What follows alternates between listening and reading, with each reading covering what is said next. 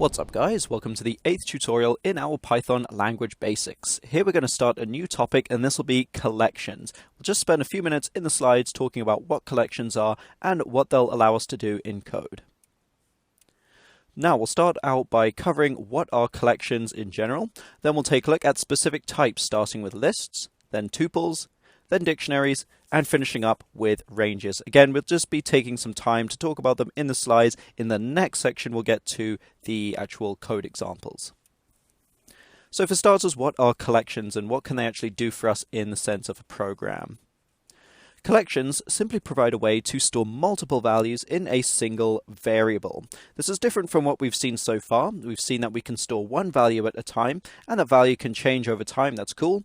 But collections allow us to store multiple values in a single location, so basically in a single variable.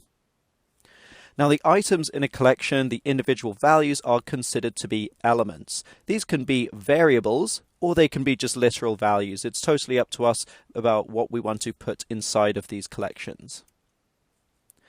Elements can also be collections themselves. So, essentially, if we have, let's say, a list, we can also have a list of lists. Okay, so each of those elements inside of that list can themselves be a list, and they can contain lists themselves. We can go many layers deep.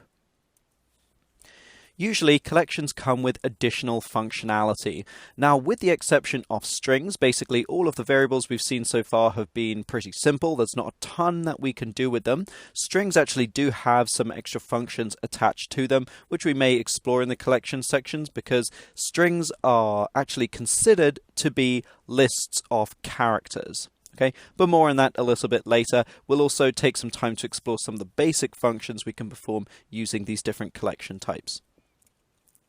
Now, let's first talk about lists. Lists store 0 or more items at specific indexes. Okay, so lists can be empty, meaning they have no elements in them, they have a size of 0, or they can contain many. Now, the items within lists are stored at specific indices, so the position of these items is very important. If we want to keep track of a specific value, we should know its position. We access elements also based on this index, so that allows us to either retrieve the value stored there or to modify the value. We cannot actually access items at indexes that don't exist. There is no built-in array bounds checking, just like with most other languages. So if we're trying to access an index, we have to make sure it exists. Let's say the list is 5 elements long, and we try to access something at index 10. Well, index 10 doesn't exist in that specific list, so that will likely cause a program to crash. So there's all sorts of different ways we can check to make sure that we are not going out of bounds.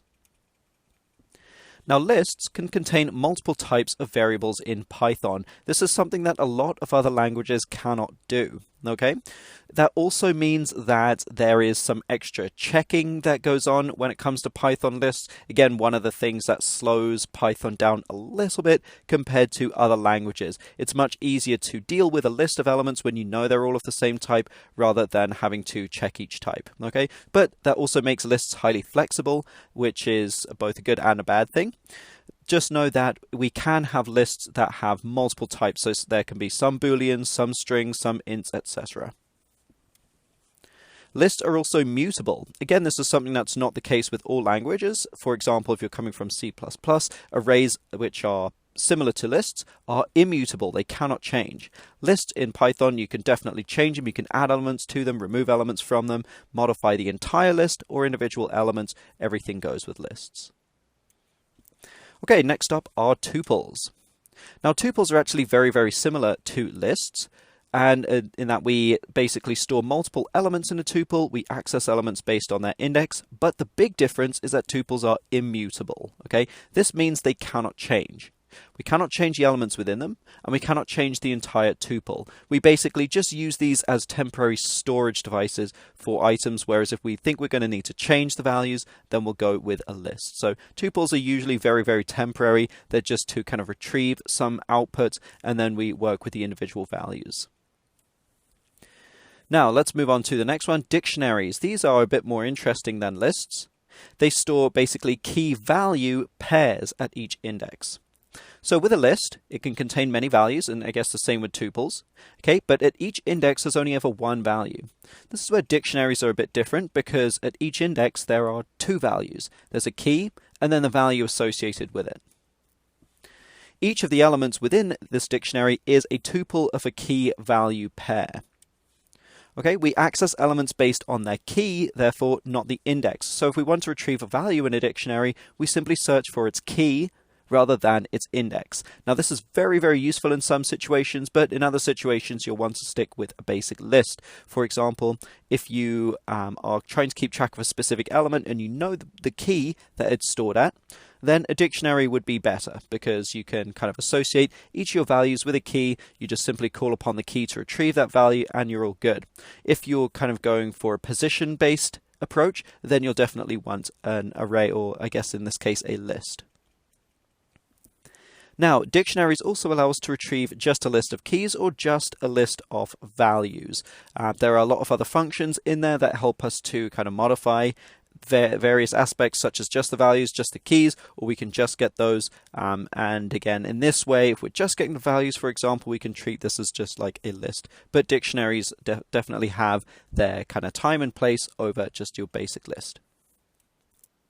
Dictionaries are also mutable. We can add key value pairs to them. We can also remove key value pairs. We can modify the key value pairs or reassign the entire dictionary if we really want.